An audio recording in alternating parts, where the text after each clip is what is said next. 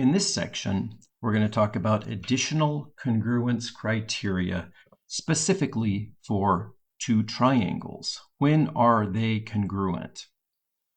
The first theorem we'll look at is called AAS, which stands for angle, angle, side. So it could be something like angle A, angle B, side BC. Or maybe angle C, angle A, and side AB. Or it could go the other direction on the triangle. It doesn't matter. Angle, angle, side. So we'll let two triangles, triangle ABC and triangle DEF, be given, like I've drawn them here. And I made them look like they're congruent, but you don't trust pictures. And the correspondence we're going to use is the usual correspondence. The points ABC will correspond to D, E, and F, respectively. So A corresponds with D, B with E, and C with F. Now, if angle A is congruent to angle D, so that would be those two angles are congruent. Angle C and angle F are congruent. Angle C and angle F are congruent. And let me see, I'm gonna mark them as, I'm gonna mark them like this. So angle C and F are congruent, angles A and D are congruent, and then the next side, which would be AB, put one notch there and one notch there. So that's what we have.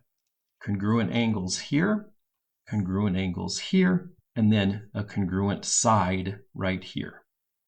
And the theorem says that if we have that situation, then these two angles are congruent. And we're going to prove that now. So here we've already identified the corresponding parts associated with the hypothesis of the theorem given right here. So here's what the picture looks like so far. Now note, in absolute geometry, it could still be that angle B is not congruent to angle E, because in absolute geometry, it is not always the case that the sum of the three angles add up to 180. It could be that they add up to less than 180 in one of these triangles, or both of the triangles. Therefore, you can't use angle, side, angle to prove angle, angle, side. So, although we will use it as small steps inside the proof. Okay, let's proceed with our proof.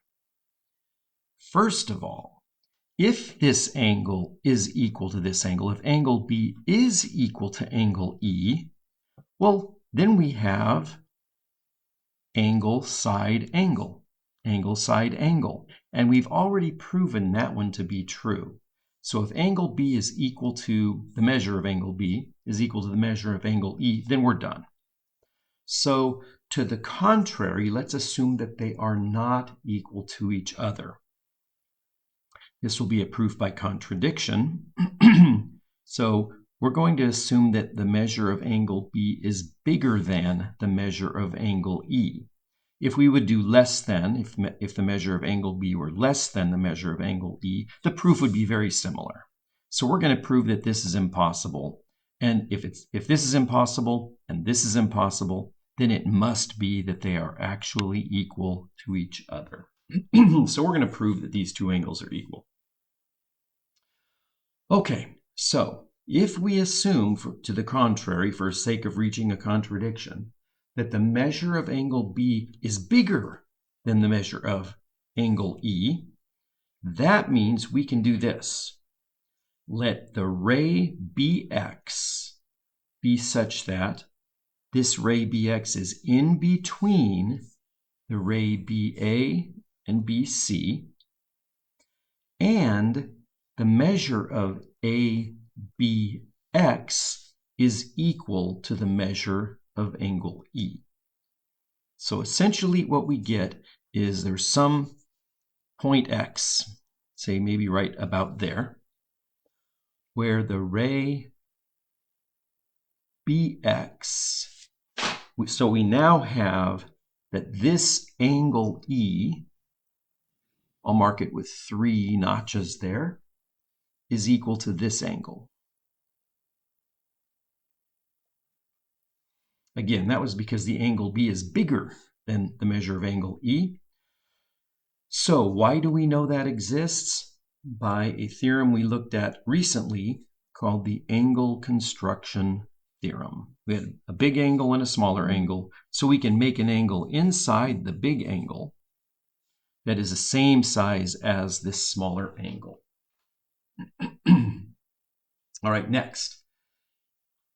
Let P be the point where it is in between A and C, so it means it's on this line segment AC, and it's equal to the intersection of that line and this ray. So basically, it's just this point right here. That's P. The point P exists by the crossbar theorem. All right. So now we have, notice what we have in the pictures. Angle, side, angle, angle, side, angle. This angle corresponds with this, is equivalent. This side equivalent, this angle equivalent. We have two equivalent triangles. By angle, side, angle, triangle ABP is congruent to DEF.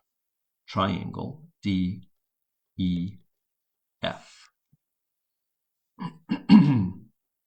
All right.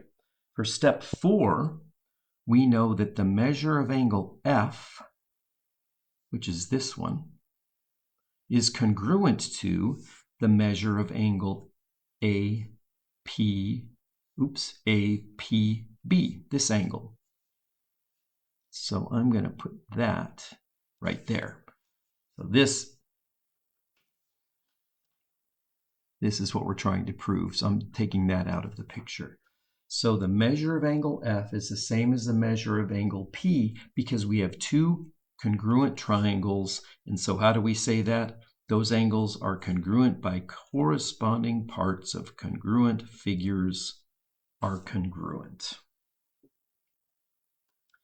And the measure of angle F is equal to the measure of angle C. That's given to us. The measure of angle F, that's given to us in the theorem. Measure of angle C and measure of angle F are congruent. Okay, so by transitivity, if APB is equal to, the measure of APB is equal to the measure of angle F, and the measure of angle F is equal to the measure of angle C, then the measure of angle APB is equal to the measure of angle C.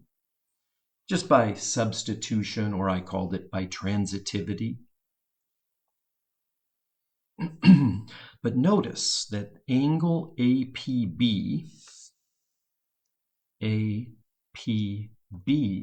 this angle right here, is an exterior angle to this triangle right here. So therefore, this angle is greater than the two opposite interior angles. APB is an exterior angle of triangle BPC, this one right here,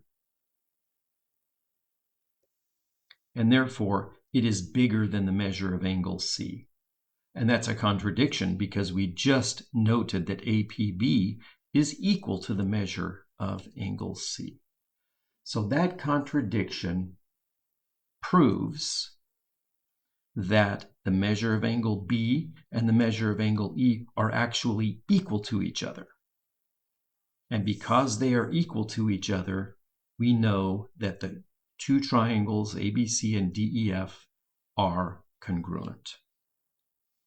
And that is that contradiction proves our theorem, and this angle side is actually a true statement.